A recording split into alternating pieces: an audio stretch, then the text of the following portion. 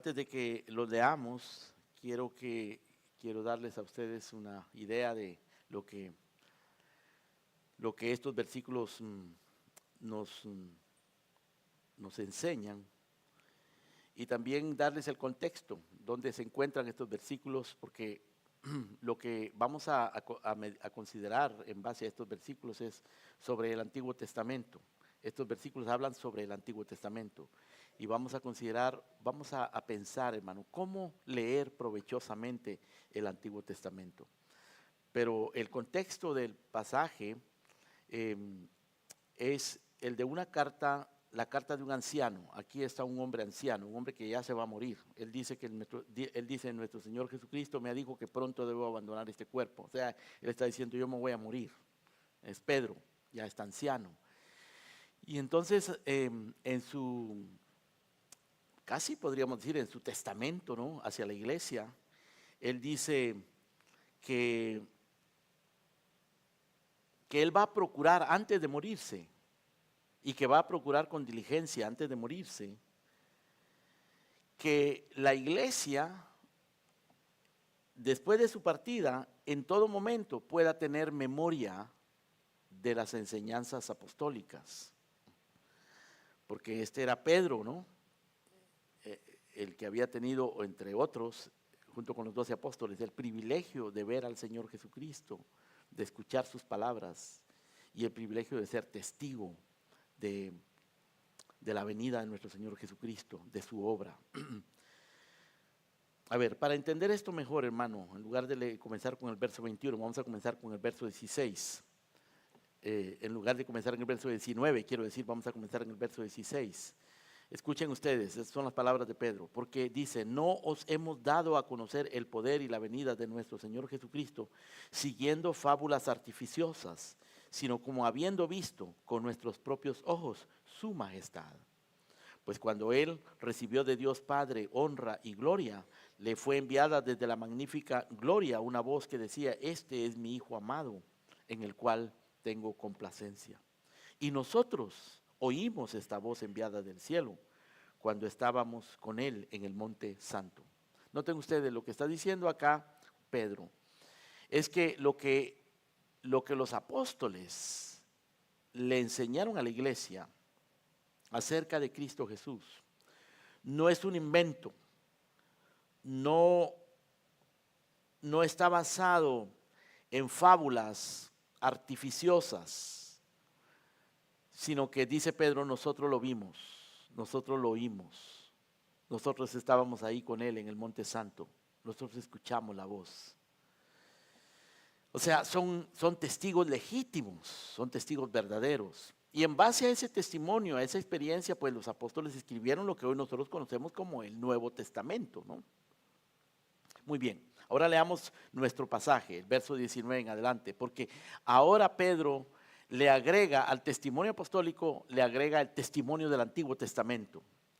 Verso 19 dice, tenemos también la palabra profética más segura, a la cual hacéis bien en estar atentos como a una antorcha que alumbra en lugar oscuro hasta que el día esclarezca y el lucero de la mañana salga en vuestros corazones.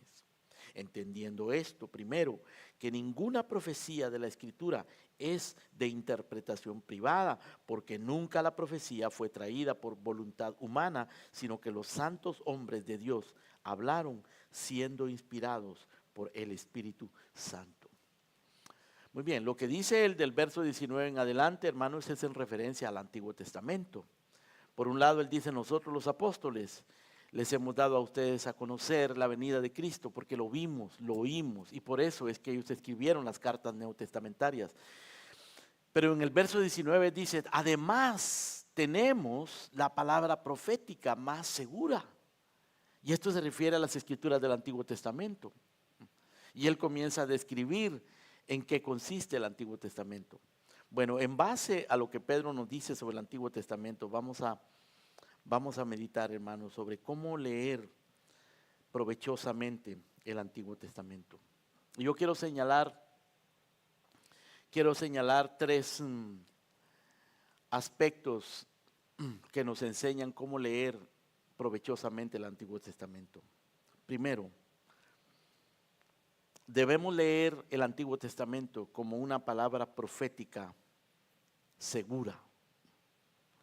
Segundo, debemos usar el Antiguo Testamento como una luz en la oscuridad, una luz permanente en la oscuridad.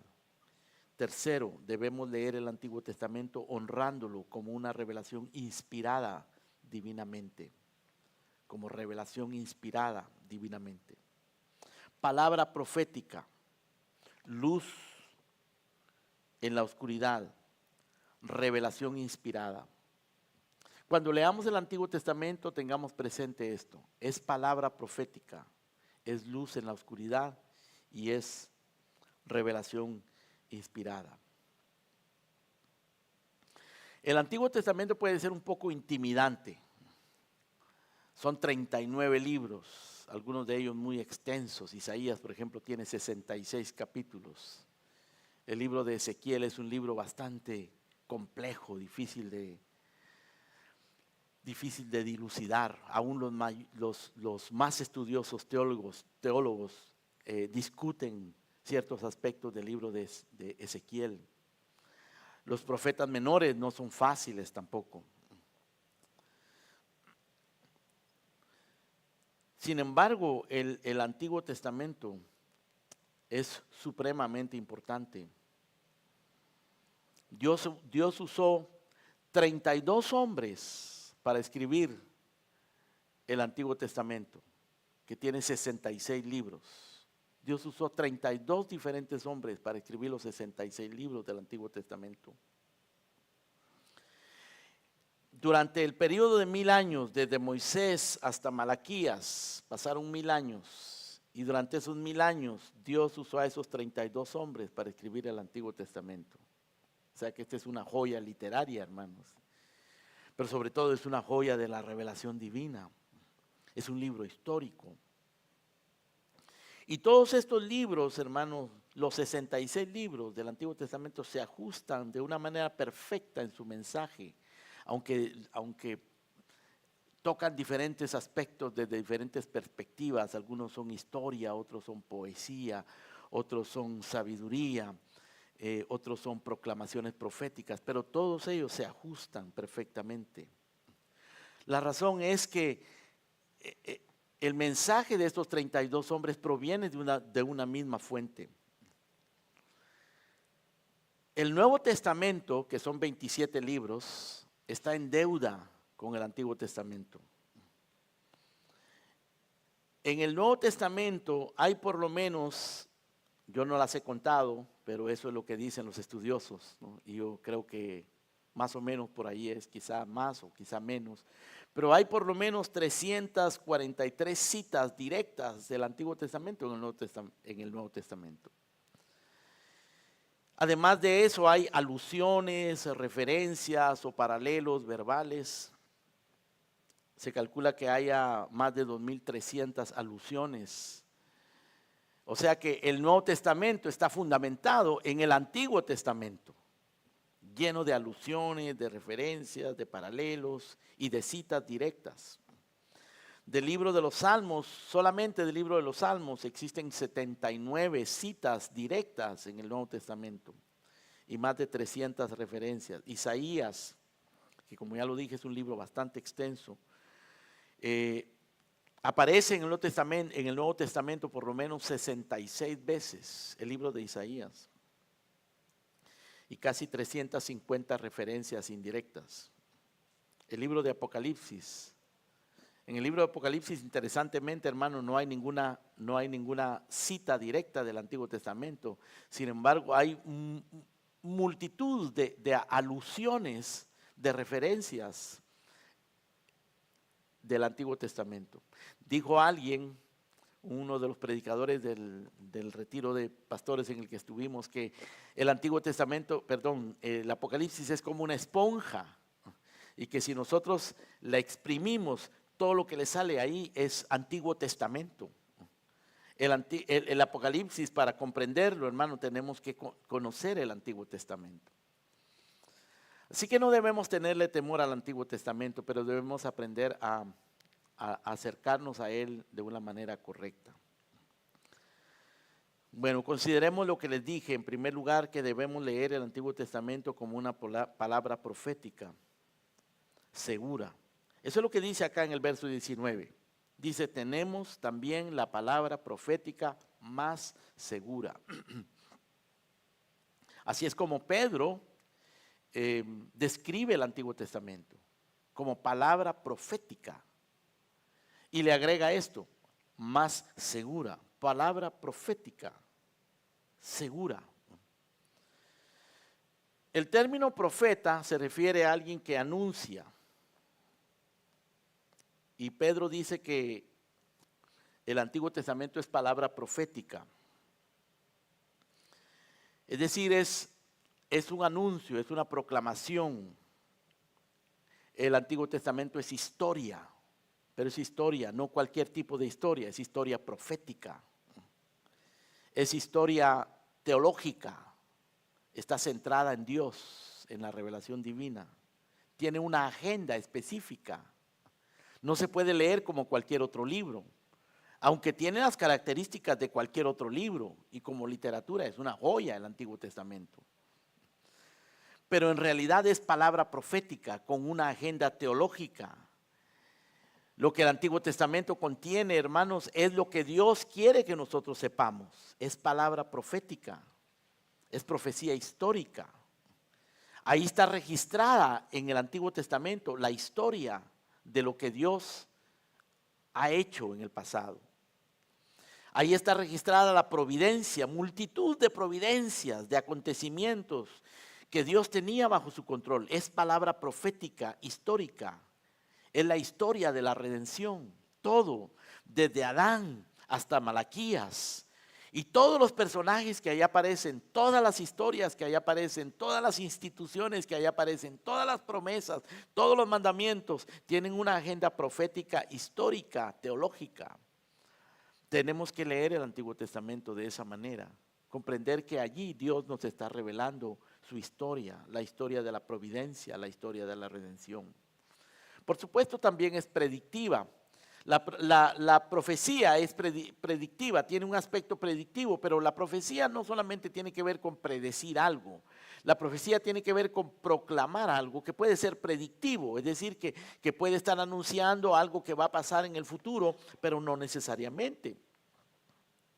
El Antiguo Testamento es predictiva, nos predice qué es lo que va a pasar con las naciones.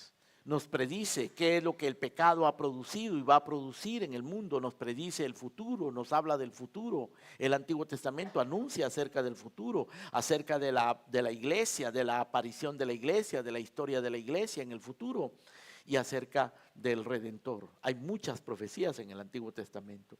Así que podemos leer y debemos leer el Antiguo Testamento como un libro profético de predicciones. Pero también es un libro polémico. Es profecía polémica. Polémica, ¿por qué? Porque los profetas, hermanos, confrontaban el pecado, confrontaban la desviación de los reyes, del pueblo, de los jueces, de los sacerdotes, de todos aquellos que se desviaban, confrontaban a las naciones. El Antiguo Testamento es palabra profética de polémica, de confrontación, de reprensión, de acusación, de juicio. El Antiguo Testamento está lleno de declaraciones de juicio, de reprensiones y de acusaciones. Debemos tener eso en cuenta. Es profecía declarativa. Es decir, también podemos y debemos aprender cuando leemos en el Antiguo Testamento acerca de todas las cosas que Dios declara, de todos los pactos que Él hizo, de todos los mandamientos que Él nos da, de todos los decretos que Él emitió, de todas las promesas, de toda la sabiduría que Dios nos recomienda a través de, por ejemplo, el libro de Proverbios o el libro de Eclesiastés o el libro de los Salmos. Así que Pedro nos dice que esto es palabra profética. Debemos leer esto como palabra profética segura, la palabra profética más segura. Es segura porque los que escribieron la profecía antiguo testamentaria, los que escribieron el Antiguo Testamento, estos 32 hombres fueron hombres enviados por Dios, que traían un mensaje de Dios para glorificar a Dios, para edificar al pueblo de Dios, para llevar adelante el reino de Dios. Es una agenda teológica, teocéntrica, y es segura porque viene de Dios. Y es segura porque no solamente viene de Dios, sino que Dios prometió que iba a confirmar esa palabra enviando al Mesías, enviando a su Hijo. Y el Señor Jesucristo confirmó esta palabra, la ratificó, la cumplió, la usó, la autenticó y finalmente la selló con su sangre. Porque últimamente, hermanos, el Antiguo Testamento está centrado en la persona del Señor Jesucristo. Él es el que la ratificó, el que la confirmó, el que la cumplió. Y Él la usó constantemente. Él basó toda su vida, todo su ministerio, toda su enseñanza en el Antiguo Testamento. De manera que Él autenticó el Antiguo Testamento. Por eso Pedro dice, tenemos la palabra profética más segura. Viene de Dios y Cristo Jesús la confirmó. Así que tenemos este libro precioso, tenemos el Antiguo Testamento y yo le pregunto, ¿qué hacen ustedes con él? ¿Cómo tratan ustedes el Antiguo Testamento? ¿Cómo tratan ustedes la Biblia? ¿Qué haces tú con él? ¿Cómo lo lees? Esas son nuestras, son para nosotros. Es un regalo que Dios nos dio. ¿Qué tanto aprecias ese regalo? ¿Cómo lo usas? ¿Amas el Antiguo Testamento? ¿Amas el regalo que Dios te dio? Palabra profética, segura. Palabra profética, histórica. Para que conozcamos la historia de los hechos de Dios. Para que conozcamos cómo Dios actúa. Palabra predictiva, para que conozcamos no solo el pasado, sino el futuro también. Polémica, para confrontarnos a la realidad, para que nosotros no vivamos en la mentira, en la burbuja, en la seducción, en la falsedad de este mundo. Palabra profética para ti, para nosotros, polémica, declarativa, que te instruye, que te enseña. Yo recuerdo, hermanos, cuando yo era inconverso, todavía no conocía nada del Señor. Y completamente indiferente a las cosas de Dios, a pesar de que estudiaba en un colegio evangélico. Y una cosa que me impactaba mucho era ver a un hombre en particular, era un hombre joven, de la misma edad mía, quizá un poco mayor, pero yo siempre lo veía con su Biblia bajo el brazo. Y me intrigaba ver a un hombre con la Biblia bajo el brazo, siempre caminando con la Biblia bajo el brazo. Y yo decía, pero ¿por qué se lleva su Biblia? Porque siempre lleva su Biblia. Hasta que conocí a una joven también que leía mucho la Biblia y que un día me confrontó con la Biblia junto con otro amigo mío. Yo tenía curiosidad, pero no quería, yo sabía que la Biblia estaba llena de juicios, de acusaciones, de confrontación. Yo no quería esa confrontación, así que yo leía el libro de Proverbios y el libro de Eclesiastés porque me parecían como más interesantes y menos confrontativos. Pero ya el Señor me estaba seduciendo para que yo viniera a la Escritura, para que yo entendiera el Antiguo Testamento.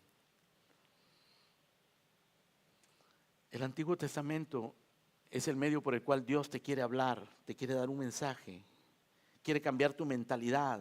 El Antiguo Testamento tiene una misión profética para cambiar nuestra mentalidad, para enseñarnos quiénes somos, quién es Dios. No es un libro social, no es moralista, no es revolucionario, no es privado, no es condescendiente, te confronta con la realidad. Es el mensaje de Dios, teocéntrico, con un mensaje teológico. Y si tú crees en esta palabra y la tomas en tu corazón y alimentas tu conciencia, tu entendimiento con esta palabra, vas a crecer en fe, una fe sólida. Una fe firme, no una fe tímida, inocua, tentativa, sugestiva. Vas a crecer en fe, porque es alimento para el alma. La palabra profética más segura, que te puede hacer espiritualmente robusto, firme, valiente, Esta palabra es una palabra varonil, valerosa, profética, para que nosotros conozcamos la realidad de la vida, la realidad de Dios. El Señor le dijo a dos de sus discípulos que estaban decepcionados porque a Cristo lo habían matado. Ellos caminaban con Cristo, y cuando lo capturaron y lo mataron y los enterraron, ellos se decepcionaron. Pero el Señor resucitó y se les apareció. Y ellos no se dieron cuenta que Él había resucitado y que estaba caminando con ellos en el camino a Emaús. Y el Señor les dijo: estas palabras son las que yo os hablé, estando aún con vosotros, que era necesario que se cumpliese todo lo que está escrito de mí en la ley de Moisés, en los profetas y en los salmos. Y dice que cuando les estaba Él diciendo esto, a ellos se les abrió el entendimiento para que comprendiesen las escrituras. Y el Señor Jesucristo le dijo a ellos: así está escrito, y así fue necesario que el Cristo padeciese y resucitase de los muertos al tercer día. Y ellos comprendieron. Quiera Dios que se te abra a ti el entendimiento para que comprendas las escrituras, porque esta es palabra profética, segura. Bueno, en segundo lugar, hermanos, debemos leer el Antiguo Testamento usándolo como una luz en la oscuridad.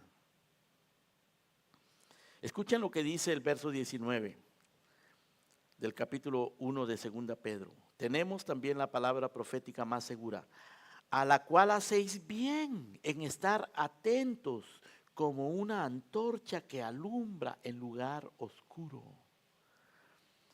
Una antorcha es palabra profética segura, y es una antorcha que alumbra en lugar oscuro, hasta que el día esclarezca y el lucero de la mañana salga en vuestros corazones.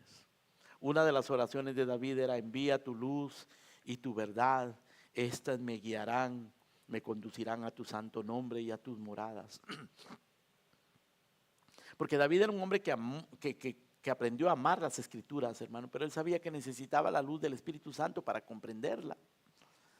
Necesitaba la luz del Espíritu Santo, porque con esa luz del Espíritu Santo y la luz de las escrituras, él iba a poder entrar en la presencia de Dios. Abre mis ojos y yo miraré las maravillas de tu ley, decía David.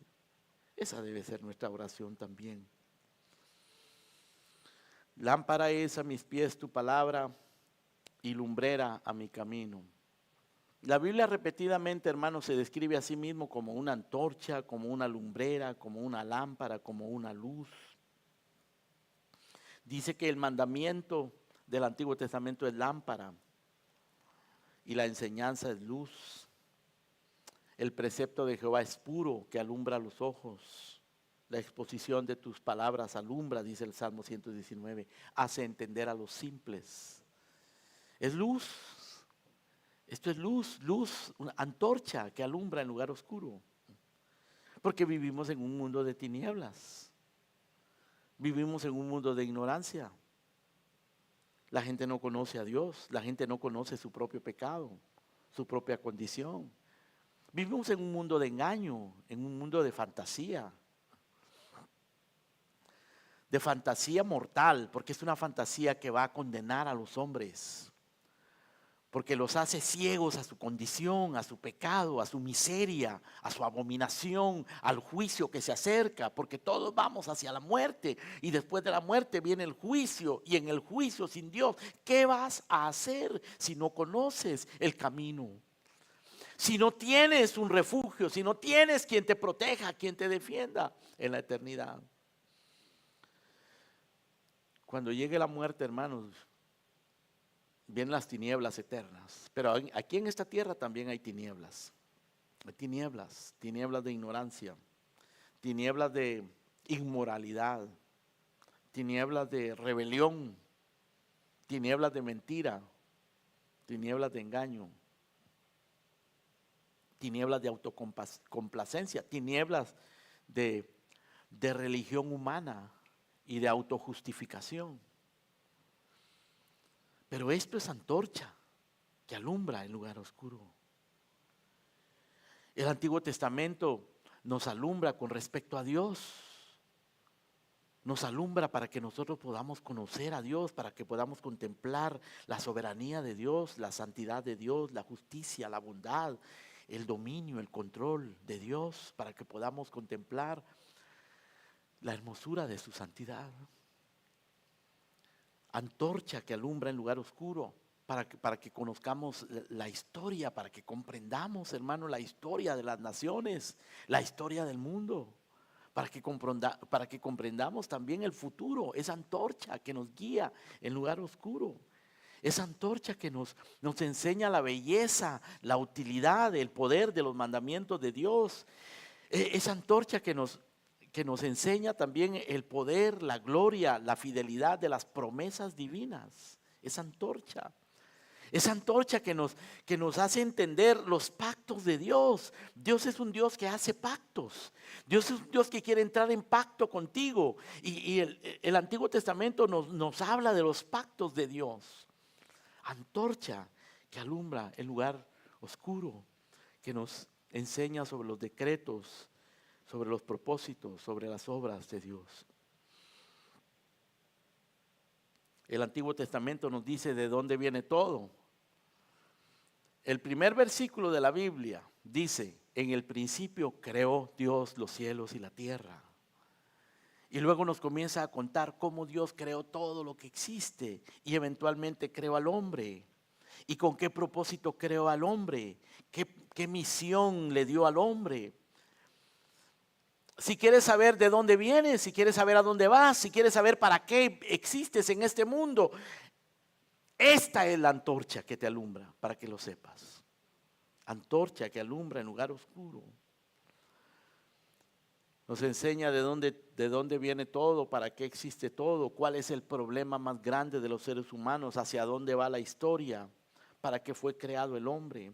¿Por qué los hombres somos seres caídos, culpables? ¿Por qué las naciones se desviaron? ¿Por qué Dios escogió a un pueblo llamado Israel? ¿Por qué, aunque ese pueblo le fue infiel, Dios fue fiel con ese pueblo? Porque hizo un pacto con ellos y les prometió un redentor, un Mesías. La Biblia nos alumbra para que comprendamos eso, hermanos. Antorcha. De manera que nosotros ya no vivamos solo para trabajar y para disfrutar y para pasar el tiempo y que pasen los años y que pase la vida y que nos envejezcamos y que muramos. No, hay un propósito en la vida. Hay un propósito, pero tenemos que tener la luz de la antorcha que alumbra en lugar oscuro.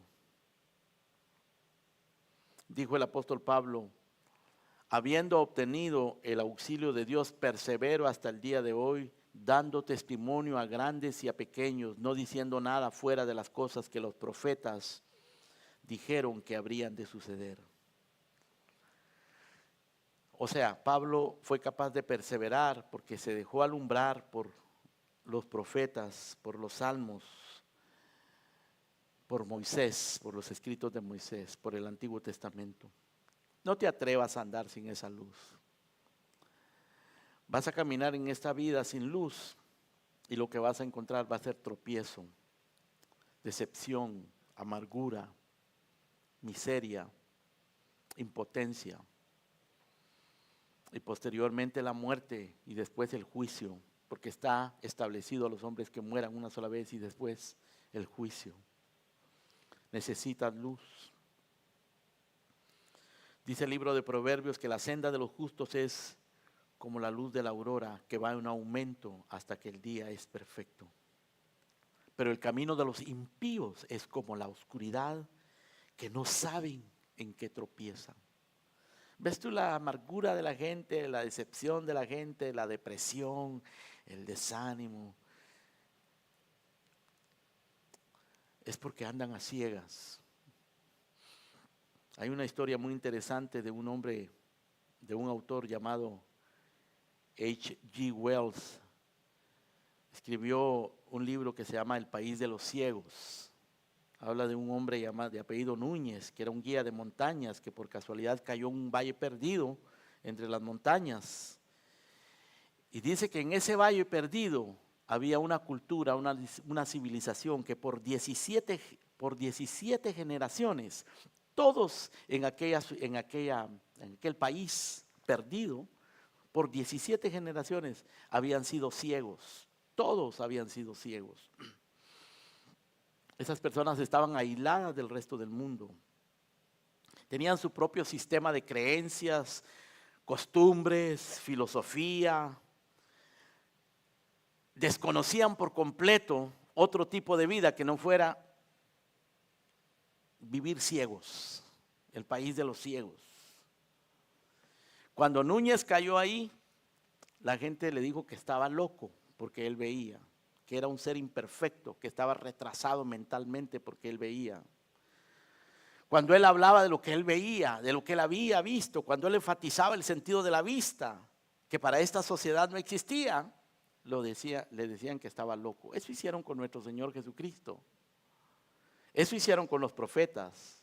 Eso hacen el día de hoy con los creyentes, con los cristianos. Porque vivimos en un mundo de tinieblas. Pero aquí tenemos la antorcha que alumbra en lugar oscuro. Este Núñez se enamoró de una chica allí en el país de los ciegos. Y por el amor, él estaba dispuesto a que le sacaran los ojos para poder casarse con ella, porque esa era la condición, que le sacaran los ojos. Porque no querían que se casara con un loco, ¿no?, que veía. Pero el día que se iba a casar, él salió por la mañana y vio el resplandor del sol, las montañas, las nubes, el cielo. Y dijo, no, los locos son ellos, yo me largo de aquí. Y se fue, se escapó. Eso debe de hacer tú, escapar de las tinieblas. Y aquí tienes la antorcha que te alumbra en lugar oscuro. Así debemos leer el Antiguo Testamento. Lee Génesis, Éxodo, Levítico, Números, Deuteronomio y piensa que esta es una antorcha. Lee los Salmos, los Proverbios y piensa que esta es una antorcha. Busca la luz, pídele a Dios luz. En su luz, dice, en la luz de Dios veremos la luz de las Escrituras. Pídele a Dios la luz del Espíritu Santo para leer, para comprender la luz de las Escrituras.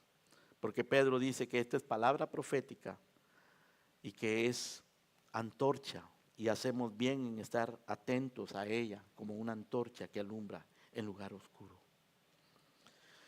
Ahora, en tercer lugar, debemos leer la Biblia honrando, debemos leer el Antiguo Testamento en particular, honrándolo como una revelación inspirada.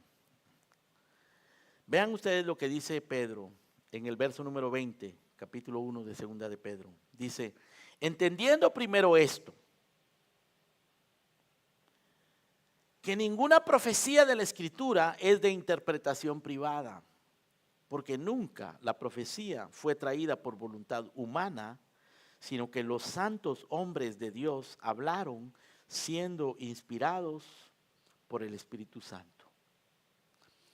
Es necesario entender esto, dice Pedro. No solo que es palabra profética más segura, no solo que es una antorcha que alumbra en lugar oscuro, pero también que esta es palabra inspirada. Entendiendo esto, que ninguna profecía de la Escritura es de interpretación privada, nunca la profecía, nunca fue traída por voluntad humana. Ciertamente fueron hombres los que la escribieron, pero estos hombres hablaron siendo inspirados por el Espíritu Santo.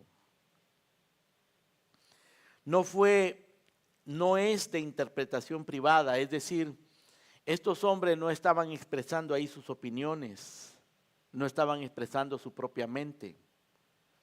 No era una interpretación privada de los hechos, de la historia, de la providencia, de los mandamientos, de la voluntad de Dios. No era privada, era revelación, era inspiración divina. Antes de que nosotros querramos comprender la estructura de la Biblia, el mensaje de la Biblia, el contenido de la Biblia, que es importante comprender la estructura de la Biblia, el mensaje de la Biblia, el contenido, es importante eso. Pero antes de eso, tenemos que acercarnos a la Biblia, tenemos que acercarnos al Antiguo Testamento sabiendo que es palabra inspirada, que no es de interpretación privada. No estamos hablando de cualquier documento, no estamos hablando de cualquier libro. Este es un libro inspirado, fue traído no por voluntad humana, Fue escrito por hombres, pero fueron hombres santos, no fueron cualquier hombre. Y estos hablaron no sus propias opiniones, sino que fueron inspirados por el Espíritu Santo. Hombres santos, no cualquier hombre, hombres santos, escogidos por Dios, inspirados por el Espíritu Santo. Y no hablaron su propia voluntad, sino que hablaron lo que Dios les inspiró a hablar. Cuando dice acá, hermanos, en el verso 21, los santos hombres de Dios hablaron siendo inspirados por el Espíritu Santo. Esa pequeña palabrita, inspirados, es muy importante. Aquí en Pedro se usa inspirados. Los hombres fueron inspirados. Los santos hombres de Dios fueron inspirados. Piensen en esa palabra, inspirados por el Espíritu Santo. El apóstol Pablo en 2 de Timoteo, si ustedes me acompañan o yo se los leo, capítulo número 3, dice algo similar, pero no lo dice de los hombres, sino lo dice de la Escritura. En el capítulo 3, verso 16, dice Pablo, toda la Escritura es inspirada por Dios. La misma palabra, inspirada. En el caso de Pedro, él dice que los hombres de Dios fueron inspirados. Pablo en Timoteo dice que la Escritura fue inspirada. Ahora, esa palabra es la misma en nuestro idioma español, pero en el idioma griego no es la misma palabra. En el idioma griego, inspirada, como la usa Pedro, e inspirada, como la usa Pablo, son dos palabras diferentes, no es la misma palabra. Quieren decir casi lo mismo, pero no dicen no exactamente lo mismo. En el caso de Pedro, cuando dice que los hombres de Dios fueron inspirados, él usa una palabra en griego, perdonen que voy a usar mi griego que no lo sé, solamente lo medio estudio, pero en este caso nos sirve, ¿no? Él usa una palabra que en griego es fero, que quiere decir movidos, impulsados. O sea, mientras estos hombres santos, dice Pedro, escribían, ellos eran impulsados por el Espíritu Santo. Ellos usaban su inteligencia, su educación, su personalidad, sus circunstancias. Ellos escribían conforme a como ellos eran. Moisés escribió conforme él era, David escribió conforme él era, Jeremías escribió conforme su personalidad, sus circunstancias, su educación, su inteligencia, pero ellos estaban siendo movidos por el Espíritu Santo. No es que eran como una computadora que no piensa y que solamente hace lo que uno le dicta, sino que eran ellos mismos, como hombres, como personas, con su personalidad, pero eran movidos por el Espíritu Santo. Y el producto final de lo que estos hombres hicieron fue el aliento de Dios. Es decir, ellos fueron movidos, ¿no? Movidos, fero.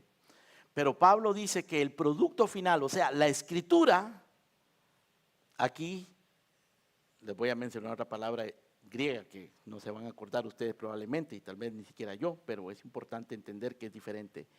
Theosneustos, theo quiere decir Dios. Theoneustos quiere decir inspirada por Dios. Es decir, que la Escritura, el producto final es inspirado por Dios y los hombres fueron movidos por Dios, algo así como cuando un barco en un lago o en el mar es movido por el viento que lo empuja. Así fueron los hombres empujados. Y al final, el producto final fue inspirado. La Escritura es inspirada por Dios. Así que hablando estrictamente, hermanos, atiéndanme a esto. Nosotros creemos en la inspiración divina de la Escritura. Mientras que la inspiración de los hombres fue un impulso y fue una guía divina para escribir esta palabra inspirada. Esta palabra es inspirada. Es decir, el producto final es lo que Dios quiso que ahí quedara. Y los hombres fueron movidos para escribir, conforme a su propia educación, su personalidad, sus circunstancias. No eran robóticos al escribir, eran ellos mismos, pero el producto final fue inspirado. Los hombres de Dios podían decir cosas inciertas, tontas, incluso en su conversación normal, pero cuando fueron inspirados, fueron guiados por Dios para poner en la escritura lo que Dios quería. Es decir, estos hombres no eran infalibles, permanentemente infalibles, pero cuando escribieron algo infalible. Así que nosotros tenemos lo que le llamamos la inspiración verbal y tenemos la inspiración plena. Es decir, nosotros, todo esto que está aquí es inspirado. Y cuando tú leas el Antiguo Testamento, debes leerlo, hermano, como palabra inspirada. Es palabra inspirada. ¿Qué vamos a hacer con ella, hermano? ¿Cómo la vamos a usar nosotros?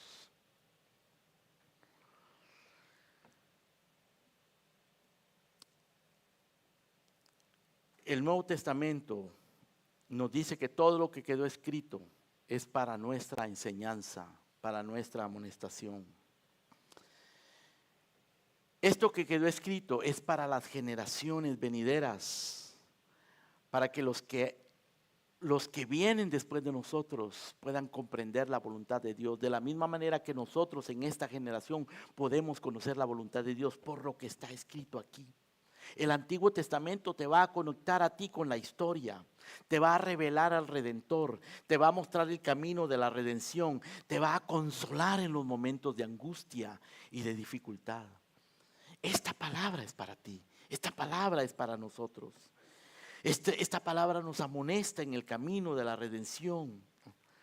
Se trata de una meta que hay que alcanzar, se trata de una batalla que hay que luchar y necesitamos la luz de esta palabra, necesitamos la inspiración de esta palabra, necesitamos, hermanos, esta palabra profética más segura para pelear esta batalla. Pablo decía, yo de esta manera corro, no como a la aventura, de esta manera peleo, no como quien golpea al aire. Por eso es que el que verdaderamente entiende esta palabra, la aprecia, la ama, no puede jugar a la religión. Esto no es un juego, esto es la voluntad de Dios. Es la manera en que Dios conduce a su pueblo. Es la manera en que nosotros vamos a avanzar en los caminos del Señor. Esta amonestación, hermano, del Antiguo Testamento es para nosotros. La Biblia dice en el primer libro de Corintios, capítulo número 9, que de todos los que salieron de Egipto, la mayoría de ellos quedaron postrados en el desierto. Y que todo esto está escrito para nuestra amonestación.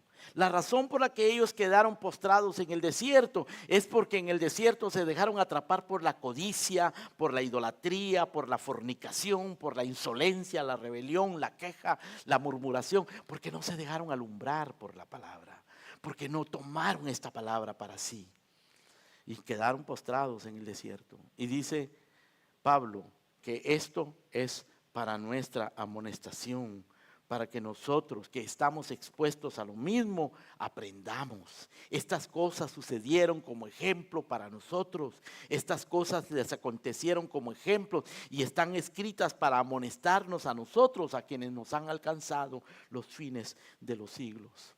Así que Pablo dice, el que piensa estar firme, mire que no caiga. Así que el Antiguo Testamento, hermanos, es palabra profética, es antorcha que alumbra en lugar oscuro, es palabra inspirada. Por lo tanto, tiene autoridad, es una palabra autoritativa.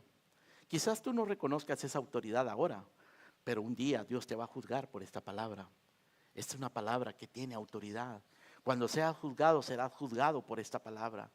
¿Cómo nosotros entonces no debemos de tener aprecio por esta palabra, temor por esta palabra, amor por esta palabra y ser diligentes para nosotros continuar en esta palabra? ¿Qué pasó con los israelitas? Dice, de la mayoría de ellos no se agradó Dios. ¿Se irá Dios a agradar de nosotros, hermano? ¿Se irá Dios a agradar de ti? De la mayoría de ellos no se agradó Dios. Solo dos agradaron a Dios de los que salieron de Egipto. Solo dos creyeron en su palabra, se aferraron a esa palabra. Quiere decir, hermano, que el número proporcional es bien escaso. Son pocos los que realmente comprenden esta palabra, aman esta palabra, reciben esta palabra como palabra profética, usan esta palabra como una lámpara y creen que esta palabra es inspirada. Son muy pocos. ¿Eres tú uno de ellos? ¿Crees tú en esta palabra? ¿Cómo la usas?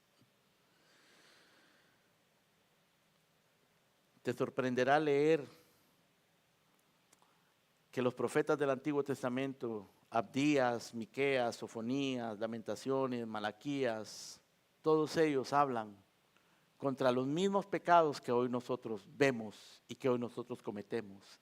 El pecado de la mediocridad, la apostasía, la ignorancia, la explotación de los débiles, de los pobres, la corrupción, el amor al placer, la contaminación espiritual, el descuido de la casa de Dios, el descuido de los diezmos, la soberbia, la cobardía.